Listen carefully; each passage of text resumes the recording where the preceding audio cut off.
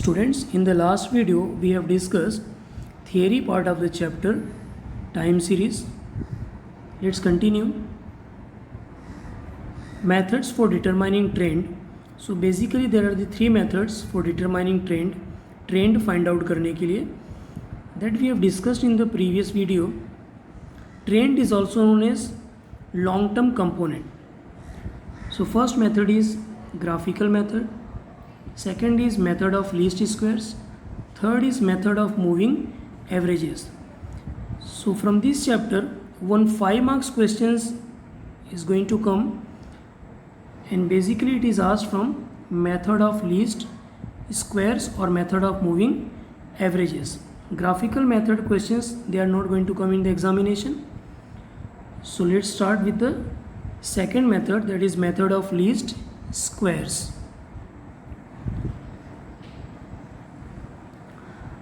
Now method of least square, some formulas are there which we have to apply while applying method of least squares. Y cap is equal to a plus b into t. This is trend line.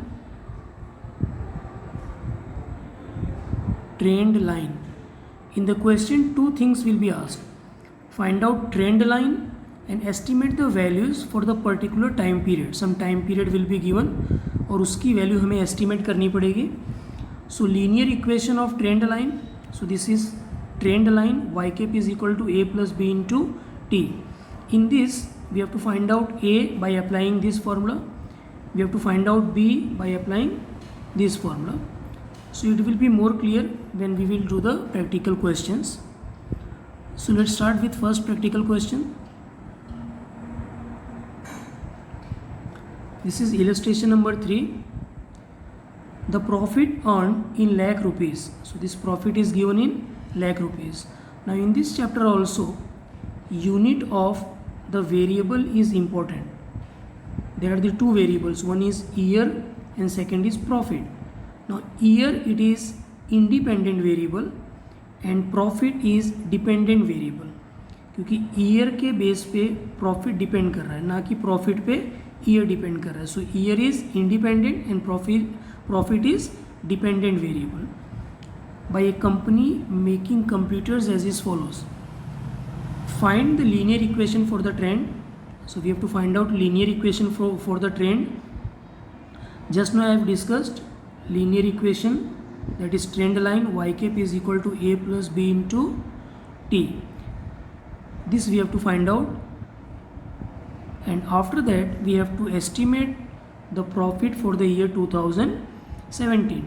2011 से 2015 तक का profit दे के रखा हुआ है, तो 2016 then 2017. तो 2017 में what will be the profit, that is question mark, that we have to estimate. So first thing we have to find out trend line, that is y cap, and we have to estimate the value of y also. Year it is time and profit it is y, that is variable. तो ये y की value हमें estimate करना है, that is y cap. In the previous chapter you have learned in regression y cap means estimate value. So here we are going to do the estimate of the profit, so that will be y cap. So let's continue the solution. Students, this is illustration number 3 given on page number 166. In this question we have to find out trend line, first thing, and second we have to do the estimate of the profit for the year 2017. 2017 का जो year है उसका profit estimate करना है. 2015 तक हमें ये question में दे के रखा हुआ है in lakh rupees. So let's start the solution. First thing, ये जो इंडिपेंडेंट वेरिएबल है, इंडिपेंडेंट दैट इज ईयर, इसे कन्वर्ट करेंगे, दिस इज टाइम पीरियड, तो इसे कन्वर्ट करेंगे टी में. So this will be our first column, T में कन्वर्ट करेंगे. 2011 this is our first year, so it will be 1. 2012 2, 2013 third year, so 3, 14 fourth year, 15 fifth year, and this is the profit in lakh rupees. इसे हम symbol में denote करेंगे y. Now the next step we have to find out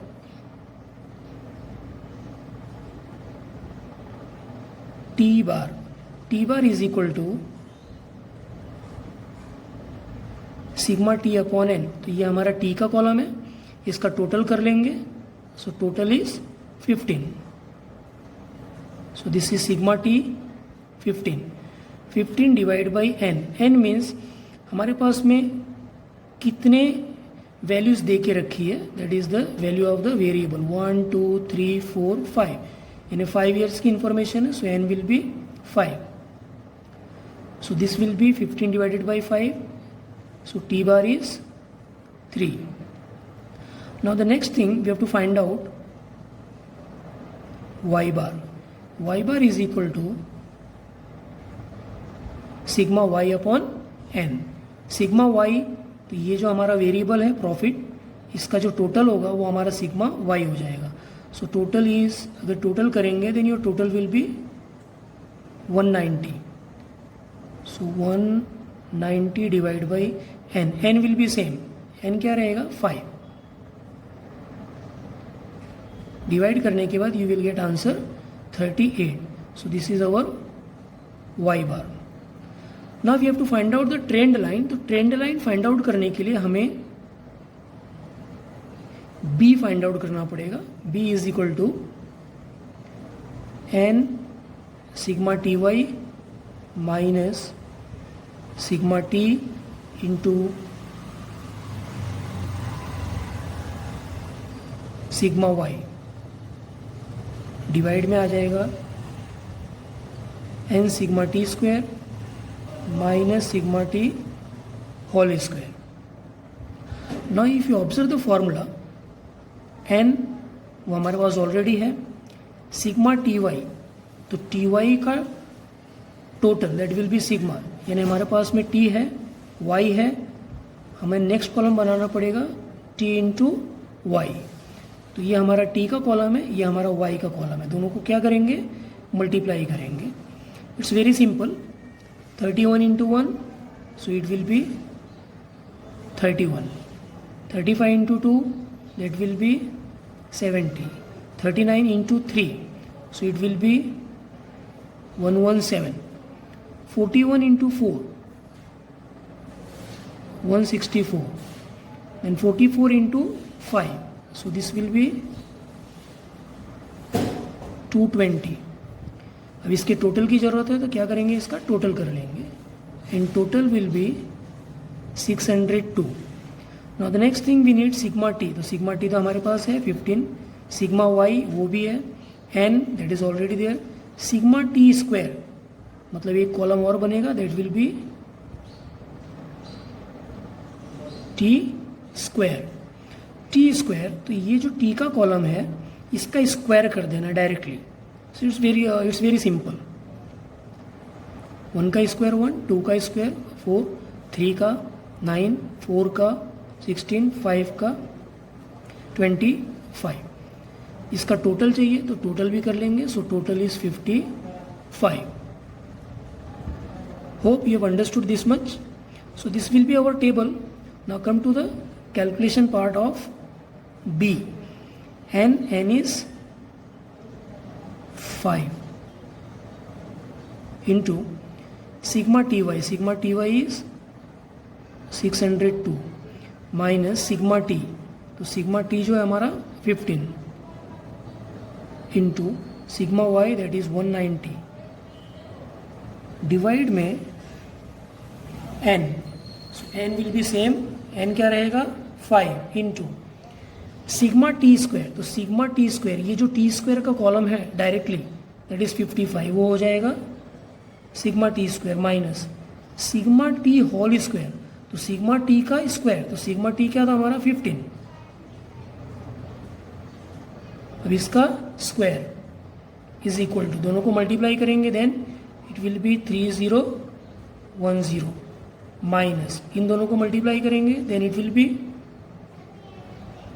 2850 divide में आ जाएगा 5 into 55 that will be 275 minus 15 का square 225 is equal to इन दोनों को माइनस करेंगे then it will be 160 divide by इन दोनों को माइनस करेंगे then it will be 50 is equal to 3.2. This is the answer of B. अब हमें ट्रेंड लाइन के लिए ए की जरूरत भी पड़ने वाली है. So I am calculating here.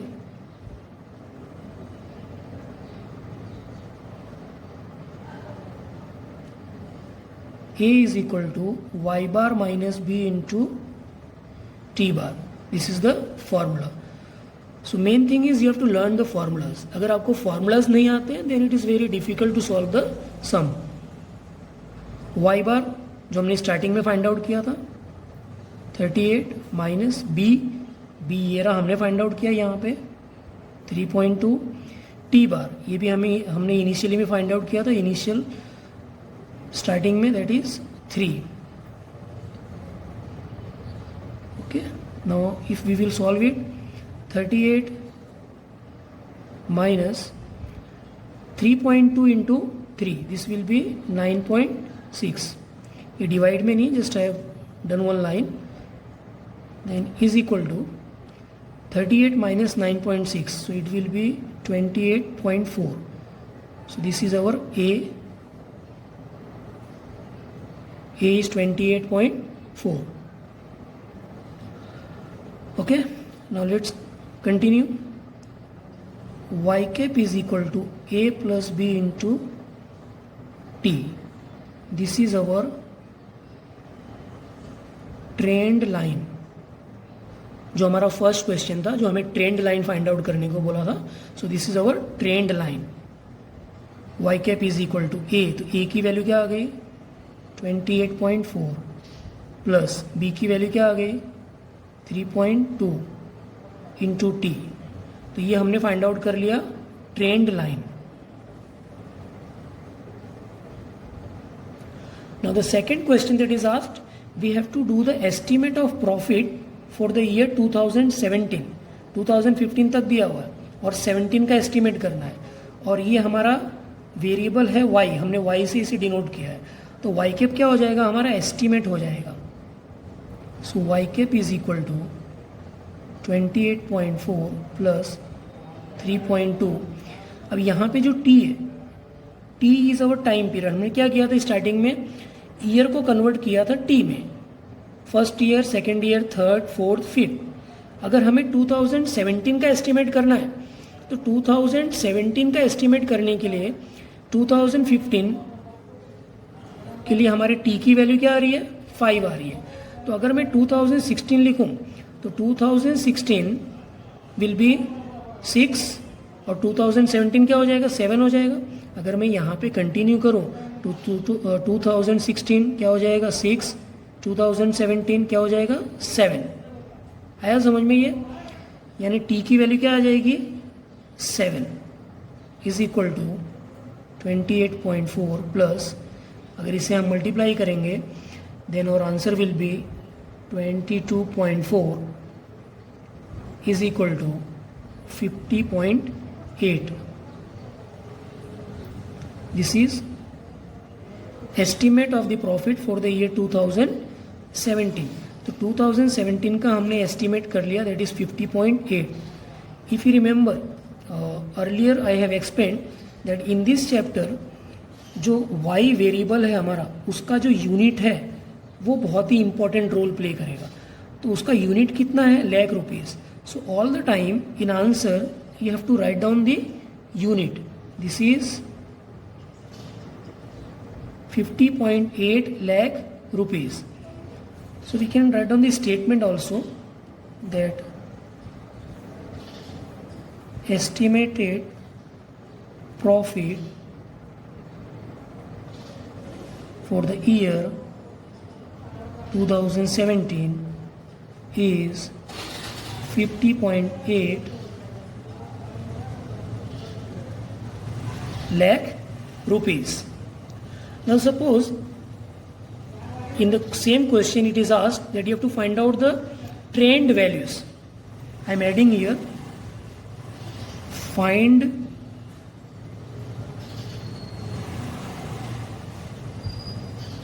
Trend values. अगर हमें ट्रेंड वैल्यूज फाइंड आउट करना है, so this is our trend line a plus B into T, और हमें ट्रेंड वैल्यूज फाइंड आउट करना है. तो ट्रेंड वैल्यूज के लिए हमें एक कॉलम और बनाना पड़ेगा, that will be y cap is equal to a plus B into T. अब यहाँ पे a की वैल्यू जो हमने फाइंड आउट की थी 28.4 प्लस b की वैल्यू ये रही 3.2 इंटू टी. अब ये जो a और b की वैल्यू है ये हमारे जितने भी ईयर्स हैं सभी के लिए वो कांस्टेंट हो जाएगी, because this is the trend line. तो ये जो लीनियर इक्वेशन ट्रेंड लाइन है इसके बेस पे हम हमारे जितने भी ईयर्स दे के रखे हैं उनकी वैल्यू हम एस्टिमेट कर सकते हैं. So that will be the trend values. तो ट्रेंड वैल्यूज के लिए ये जो हमने कॉलम बनाया ये क्या हो गया, ये ट्रेंड वैल्यूज के लिए कॉलम हो गया ये. ठीक है, now let's continue. One by one हम ये टी की वैल्यू जो ये हमारा जो कॉलम है ये टी का, इसकी वैल्यूज यहाँ पे वन बाय वन रखेंगे. ए और B it is going to remain same for all the years and we are just putting the value of T one by one. तो टी की वैल्यू अगर मैं वन रखूँ यहाँ पे तो 28.4 plus 3.2 into T. So your answer will be, इसे हम मल्टीप्लाई करेंगे 3.2 इंटू टी की जगह क्या आ जाएगा 1 आ जाएगा. सो 28.4 plus 3.2 into 1. So your answer will B 31.6. अब टी की वैल्यू यहाँ पे 2 आ जाएगी तो 3.2 into 2 plus 28.4, your answer will be 34.8. In the same way ये कैलकुलेशन हम यहाँ पे कंटिन्यू करेंगे. तो जो 3 होगा ये यहाँ पे टी की जगह पे 3 आ जाएगा. ए और बी सेम रहने वाला है जैसे मैंने एक्सप्लेन किया था स्टार्टिंग में. सो 28.4 प्लस 3.2 इंटू टी, टी की वैल्यू क्या आ जाएगी 3 आ जाएगी. 3 से मल्टीप्लाई करके इसमें प्लस करेंगे then your answer will be 38. Next में करेंगे यहाँ पे टी की जगह पे क्या आ जाएगा 4 आ जाएगा and your answer will B 41.2. अब टी की वैल्यू 5 रखेंगे, मल्टीप्लाई करेंगे 28.4 में प्लस करेंगे then your answer will be 44.4. इसका हमें कहीं पर टोटल करने की जरूरत नहीं है. So this column will be known as the trend values. ये क्या हो गई हमारी trend values. Hope you have understood. Now let me explain one more thing. अगर हमें ये ट्रेंड वैल्यूज बोला है तो हमने अगर फर्स्ट ईयर का फाइंड आउट कर लिया, इसी क्वेश्चन में देखते हैं फर्स्ट ईयर का हमने फाइंड आउट कर लिया. This is the shortcut method. 31.6 first year का फाइंड आउट करने के बाद में जो हमारी बी की वैल्यू आ रही है बी उसकी वैल्यू 3.2 आ रही है. तो हमें क्या करना है 31.6 इसमें प्लस कर देना है 3.2. तो 3.2 अगर प्लस करेंगे then your answer will be 34.8. अब इसमें वापस 34.8 में 3.2 प्लस करेंगे तो 38. 38 में वापस 3.2 प्लस करेंगे देन 41.2. 41.2 में वापस 3.2 प्लस करेंगे then your answer will be 44.4. So this is the shortcut method. हम ये टी की वैल्यू 1 बाई 1 रख के फाइंड आउट करेंगे तो भी आंसर सेम आएगा, या तो हमने फर्स्ट ईयर का फाइंड आउट कर लिया by putting T value of T as 1 और उसके बाद में बी की वैल्यू प्लस करते गए देन और answer will be same. Hope you have understood.